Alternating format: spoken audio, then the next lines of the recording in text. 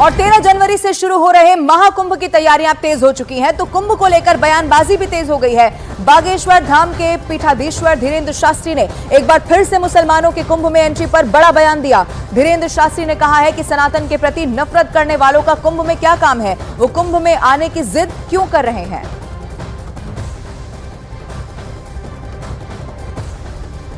हमने गलत नहीं बोला। महाकुंभ में आने वाले लोग जो धर्म के प्रति नफरत रखते हैं, सनातन के प्रति, हमने उनको कहा मेरे अंगने में तुम्हारा क्या काम है। जब हम मक्का मदीना जाने की जिद नहीं कर रहे तो तुम महाकुंभ में आने की जिद क्यों कर रहे हो।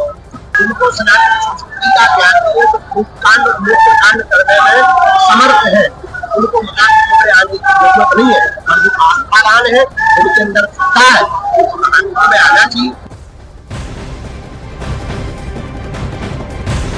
और उधर महाकुंभ में 45 दिनों तक मुस्लिमों को प्रवेश न करने की हिदायत देने वाले गीतकार मनोज मुंतशिर पर मौलाना शहाबुद्दीन रजवी ने बड़ा पलटवार कर दिया है। बरेली से मौलाना शहाबुद्दीन रजवी ने मनोज मुंतशिर को चेतावनी देते हुए कहा है कि वो मुसलमानों के खिलाफ कोई भी टिप्पणी करने से बचें, अन्यथा परिणाम बहुत खराब हो जाएंगे। क्या इस्लाम मूर्ति पूजा में विश्वास करता है? समुद्र मंथन से निकला हुआ अमृत प्रयागराज में छलक गया था। क्या इस थ्योरी को मुसलमान मानते हैं? क्या गंगा यमुना सरस्वती के त्रिवेणी संगम का इस्लामिक लिटरेचर में कोई महत्व है? क्या मुसलमान मानते हैं कि नागा साधुओं के दर्शन से जन्मों के पाप कट जाते हैं? मकर संक्रांति और मौनी अमावस्या का कोई जिक्र क्या इस्लाम में है? 5 सवाल, 1 जवाब नहीं। तो फिर मेरे भाई, तुम्हारे लिए कुंभ एक पिकनिक स्पॉट से ज्यादा कोई वैल्यू नहीं रखता और तुम्हारी ये पिकनिक हमारे लिए 12 वर्षों की लंबी प्रतीक्षा है। अपने ही बयान में मुसलमानों को धमकी दी है। एक महापुरुष का नाम लिया और उनका नाम लेने के बाद मुसलमानों को धमकी देने जैसे अल्फाज इस्तेमाल किए हैं। तो ये जो उनकी जुबान है, ये उनकी जो भाषा है, ये नाकाबिले बर्दाश्त है। हिंदुस्तान का मुसलमान कानून के दायरे में रहता है, कानून पर अमल करता है, और उसको इस तरीके से धमकाया जाएगा तो ये अच्छी बात नहीं होगी। वो पढ़े लिखे व्यक्ति हैं, उनको ऐसी जुबान इस्तेमाल नहीं करना चाहिए।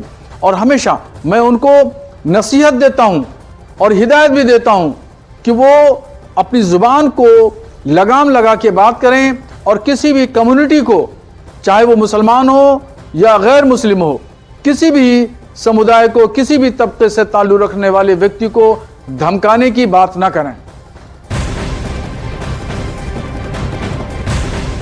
तो महाकुंभ में एक तरफ आस्था बढ़ रही है तो दूसरी तरफ सियासत भी अब बहुत तेज होती जा रही है। महाकुंभ पर समाजवादी पार्टी के सांसद वीरेंद्र सिंह का बड़ा बयान देखने को मिला है। उन्होंने कहा है कि कुंभ में नहाने की जरूरत उन्हें नहीं है, अगर ठंड मार देगी तो कौन उनकी दवाई कराएगा। उन्होंने आगे ये भी कहा कि उनके लिए पहले उनकी जान है, जान बचेगी तब तो वो नहाने जाएंगे। और मोहम्मद इतना जड़वत बा कि हम का करे जाई वहाँ मर दी ठंडी तो के दवाई करी। आस्था के विषय है। अरे देखा जान देते ही मैंने जान बचल रही तब ने नहाई। और मोहम्मद इतना जड़वत बा कि हम का करे जाई वहाँ मर दी ठंडी तो के दवाई करी। आस्था के विषय है। अरे देखा जान देते ही मैंने जान बचल रही तब ने नहाई। और मोहम्मद इतना जड़वत बा कि हम का करे जाई वहाँ मर दी ठंडी तो के दवाई करी। आस्था के विषय है। अरे देखा जान देते ही मैंने जान बचल रही तब ने नहाई। और उत्तर प्रदेश के चंदौली से समाजवादी पार्टी के सांसद वीरेंद्र सिंह के बयान पर महाकुंभ क्षेत्र से संतों की तीखी प्रतिक्रिया भी अब सामने आ चुकी है।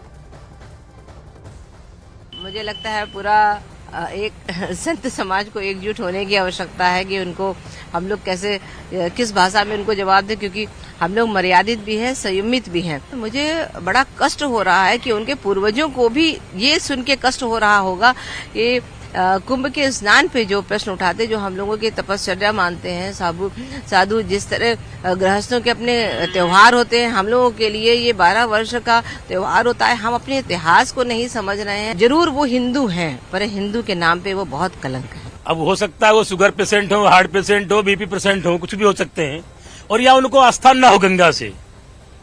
गंगा उनके व्यक्तिगत नहीं है, सनातन के लिए आस्था का केंद्र बिंदु है, और उनके नहाने से या उनके आने से गंगा पे कोई प्रभाव नहीं पड़ेगा। हम सब गंगा में स्नान करते हैं, क्योंकि वर्तमान ठीक होगा तो ही हमारा भविष्य ठीक होगा। अगर हम जीते जी स्नान नहीं कर पाए तो मरने के बाद हम सबकी अस्थियां गंगा में ही विसर्जित होती हैं। उन्हें भी इस बात का ध्यान रखना चाहिए कि आज नहीं तो कल एक ना एक दिन हमें गंगा में ही प्रवाहित होना पड़ेगा। इसलिए वो ध्यान रखें, गंगा के बारे में, संत महात्माओं के बारे में कोई भी दूषित वातावरण ना फैलाएं और ऐसी कोई वार्ता ना करें जिससे किसी को ठेस पहुंचे, किसी धर्म पर आघात हो।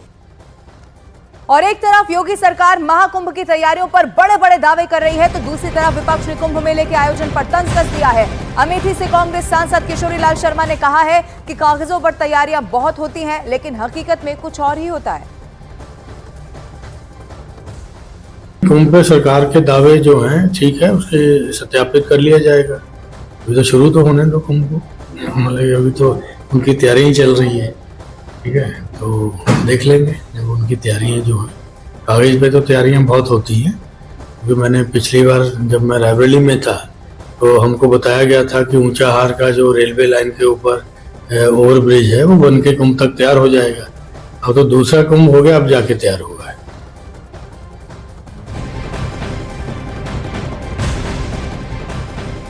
और उधर महाकुंभ में साधु संतों के जमावड़े के बीच एक पोस्टर पर चर्चा यहां पर जबरदस्त तरीके से हो रही है। दरअसल महाकुंभ में माफिया अतीक अहमद को लेकर एक विवादित पोस्टर लगाया गया। इस पोस्टर में अतीक की तस्वीरों पर लाल रंग से क्रॉस बनाया गया और लिखा है कि अतीक का आतंक मुक्त प्रथम प्रयागराज महाकुंभ। इसके साथ ही कुछ तस्वीरें भी जारी हो चुकी हैं। इन तस्वीरों में अतीक अहमद और उसके भाई अशरफ के हत्यारोपियों की फोटो लगाई गई है और जो हत्या के आरोपी हैं उनको पोस्टर में देवदूत बताया गया है। कुंभ में ये पोस्टर राष्ट्रीय हिंदू दल संगठन की ओर से लगाए गए हैं और ये पोस्टर इस वक्त आपके टीवी स्क्रीन पर भी हम आपको दिखा रहे हैं। अलग अलग 3 तस्वीरें आप देखिए। कुंभ क्षेत्र में ये विवादित पोस्टर लगाए गए हैं। अतीक अहमद के हत्यारों के भी पोस्टर लगाए गए हैं जिसमें उन्हें देवदूत बताया गया है। कुंभ क्षेत्र में इस तरह के पोस्टर्स दिखाई दे रहे हैं।